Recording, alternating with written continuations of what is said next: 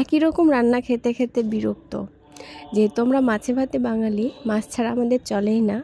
তো মাছের রান্নাটা যদি একটু ভিন্ন রকম করে করি তাহলে অবশ্যই ভালো লাগবে।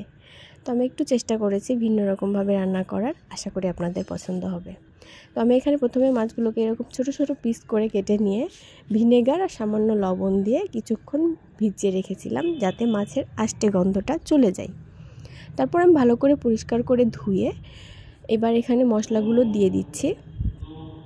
আমি এখানে একটা ডিম পুরো নিইনি, অর্ধেক ডিম নিয়েছি, আর কোটিংয়ের জন্য সামান্য ময়দা নিয়েছি। আপনারা চাইলে কর্নফ্লাওয়ার নিতে পারেন। তো ভালো করে মাছটাকে মাখিয়ে নিব। মাখানো হয়ে গেলে রেস্টে রেখে দিব 10 থেকে 15 মিনিটের জন্য। 10-15 মিনিট পর আমি এখানে ভাজার জন্য চলে আসছি। আমি প্যানে সামান্য তেল নিয়ে মাছগুলোকে ভেজে নিব এপিট ওপিট করে। মাছটা অনেকে একটা আষ্টে গন্ধের জন্য খেতে পছন্দ করে না। তো যদি মাছ রান্না করার আগে পরিষ্কার করে ধুয়ে বা লেবুর রস দিয়ে যদি ধুয়ে ফেলে দেয়া হয়, তাহলে আষ্টে যে একটা গন্ধ থাকে সেই গন্ধটা থাকে না। সবসময় এত গোছানোভাবে রান্না করা যায় না, কিন্তু যেহেতু রমজান মাস, আর রমজান মাসে এমনিতেই খেতে ইচ্ছা করে না মাছটা, তাই ভাবলাম একটু এইভাবে রান্না করলে কেমন লাগে। আশা করি আপনাদের পছন্দ হবে। পছন্দ হলে লাইক কমেন্ট শেয়ার করে পাশে থাকবেন।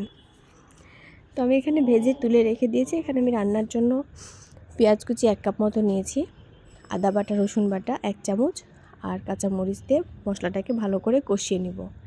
যখন এরকম একটু নরম নরম হয়ে আসবে, সেই মুহূর্তে আমি পানি দিয়ে সামান্য লবণ দিয়ে মশলাটাকে আরেকটু কষিয়ে নেব। মশলাটা কষানোর জন্য আমি সামান্য পানি দিলাম, কারণ এতে পুড়ে যেতে পারে।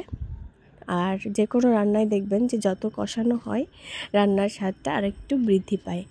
আমি এখানে 2টা মতো টমেটো নিয়েছি। টমেটোগুলো একটু বড় বড় করে কেটেছি, যাতে গোটা গোটা হয়ে থাকে। টমেটো দিয়ে মশলাটাকে আরেকটু কষিয়ে নেব। এবার আমি কষানো হয়ে গেলে ভেজে রাখা মাছগুলো দিয়ে দিব। এই মাছগুলো কিন্তু এমনিও ফিশ ফ্রাই হিসাবে খাওয়া যাবে। দেখেন যতটা কালারফুল এবং মচমচে হয়েছে। কিন্তু যেহেতু আমি রান্না করব, তাই মিডিয়াম আঁচে মাছটাকে একটু কষিয়ে নেব।